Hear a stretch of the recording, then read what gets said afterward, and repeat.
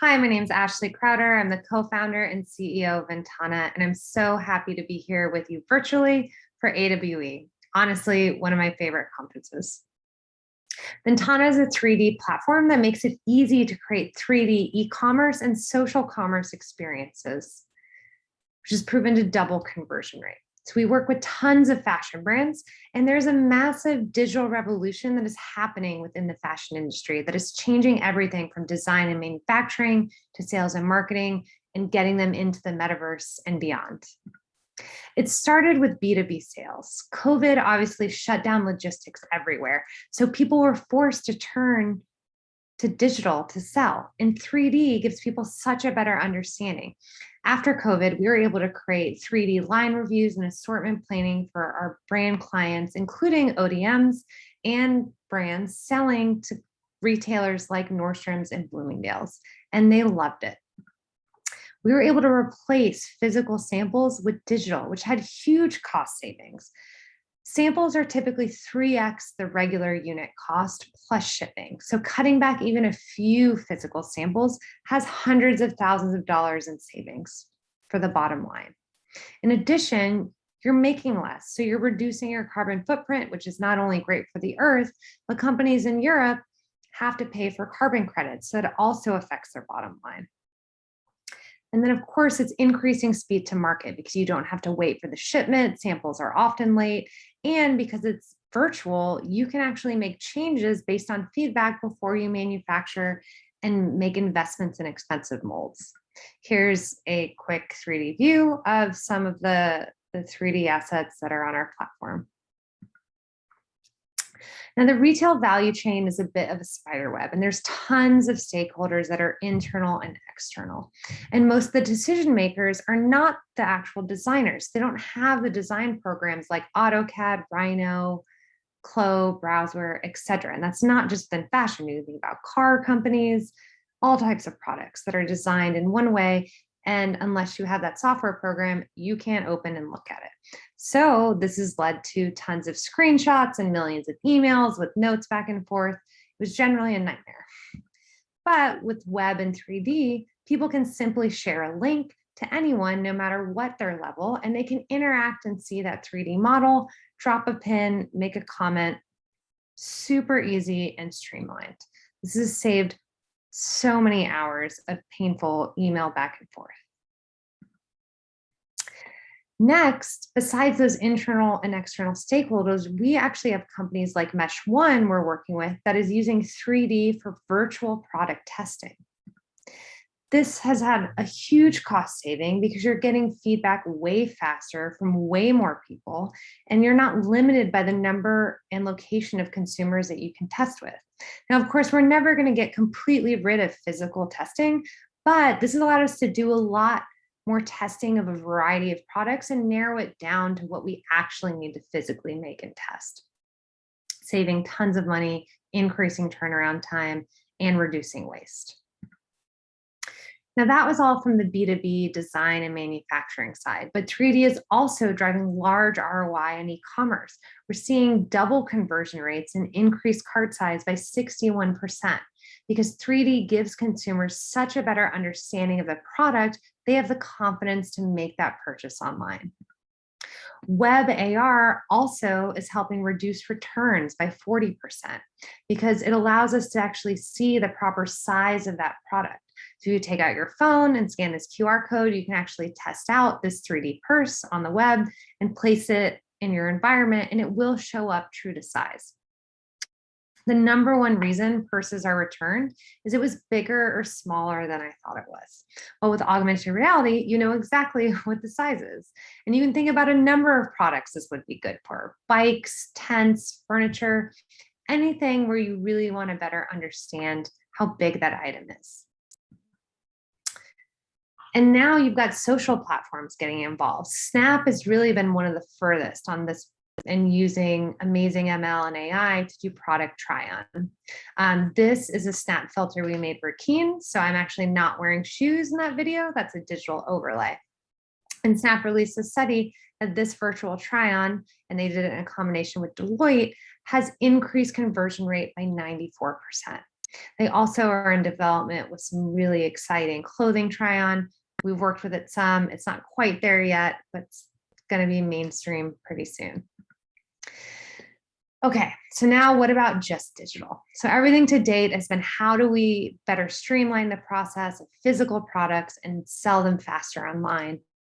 But now we have companies that are selling 100% digital. DressX is one of these companies that has an amazing app that's utilizing Snap's AI and ML for try-on. We can actually virtually try on clothes, take a video, picture, and share on social media. So you no longer have to go broke trying to make sure that you have enough outfit changes for your social posts. You can try everything on virtually. The Fabricant is another company that's selling 100% virtual goods.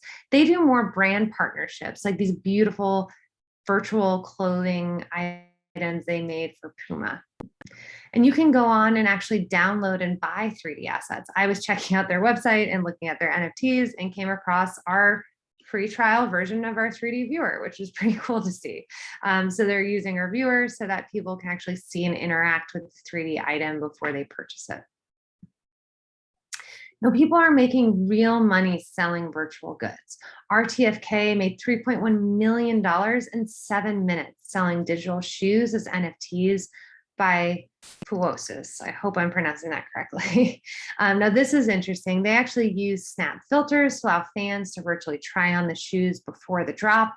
They then release the NFTs. They all sold in 7 minutes, and the top people to win actually did get a real physical shoe in the mail, though they stressed the real value was in owning the virtual NFT. Now, I think it's really interesting that people are combining the virtual goods and NFTs with physical products because it opens up a whole new possibility for the thrift store. NFTs can be used to authenticate products. So actually know that designer bag was truly made and from Prada, even though I'm buying it on the secondary market.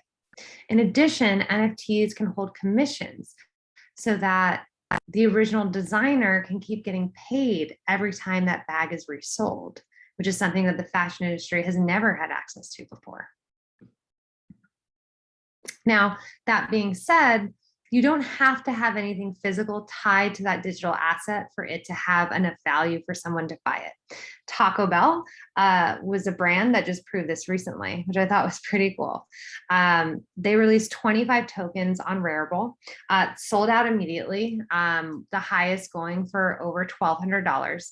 Now, these initial tokens did come with a $500 gift card, so they were getting something for it. That said, these tokens are already reselling on the secondary market for around $3,500, and that is not coming with a gift card.